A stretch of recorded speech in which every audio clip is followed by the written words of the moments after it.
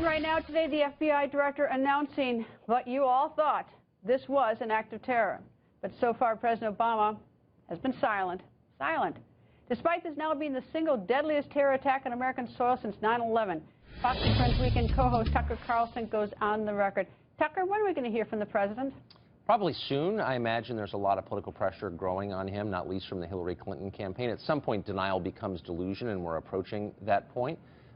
So I think he's going to have to acknowledge this is part of a pattern, and it joins the Paris attack and the downing of the Russian airliner, of course, and taking of a good portion of the country of Iraq and also Syria as signs of the growing threat of ISIS. What bothers me, though, is his inability. I don't think it's just an unwillingness. I don't think he can understand their motive. He today explained that they're doing this because they're mad about global warming or they're angry about being poor, as if people commit murder or kill themselves because of economic grievances. These are people motivated by religious instincts. They think they're going to heaven by doing this. He doesn't understand that, and that's scary. Well, I mean, it's been quite obvious, but obviously, the FBI does have to wait till it has proof, that indeed it was there. They can't just say anything. But listen to what Josh Ernst said today, just a short time before the FBI director said that this was an act of terrorism. Here's the White House press secretary for the president. What it looks like is people who were obviously intent on carrying out a terrible act of violence. We are now investigating these horrific acts as an act of terrorism.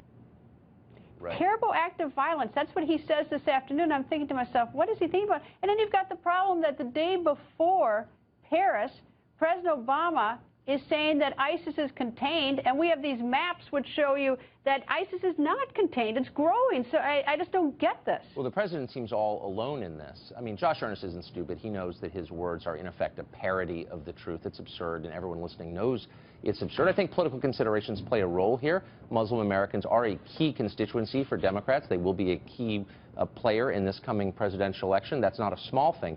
But I think it's bigger than that. The president sees this and almost everything else in American life as part of an ongoing civil rights battle. And the main concern that he has, and I think his attorney general has, she said it yesterday, is that there'll be backlash against Muslims. Nobody wants that. That is a concern. Is it the top concern? No, it's maybe the fifth concern after getting shot to death in a shopping mall. But that's the way he sees the world.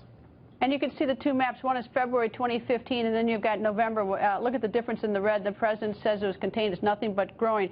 Here's the thing that I don't understand is that why the president, such an important thing, biggest violence and terrorist violence since 9/11 for us, is that the president sends out his FBI director, his attorney general, that he doesn't take over and show and make the statement to the American people. Well, that's an excellent point. I mean, there's a lot of daylight, though, between the FBI director, Mr. Comey, and the president on this and other issues. The FBI has taken steps, pretty obvious ones, public ones, in the last several months to say, look, we're independent of the White House.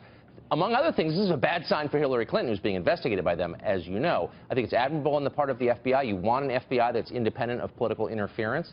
So, again, good for Director Comey. But it makes the president look like, again, he's standing out by himself, muttering about how the earth is flat. And it's unbecoming, it's embarrassing, and it makes people like Donald Trump much stronger. Americans look at the president, they don't think he's going to protect them, and they're starting to suspect that people like Trump will. That's one of the reasons his numbers are going up, Trump's are. All right, well, a lot is going on. We keep getting new facts, and tomorrow on Fox and Friends, I assume that you will have that as well, Tucker, on the weekend. Thank you, Tucker. Thanks a million, Greta.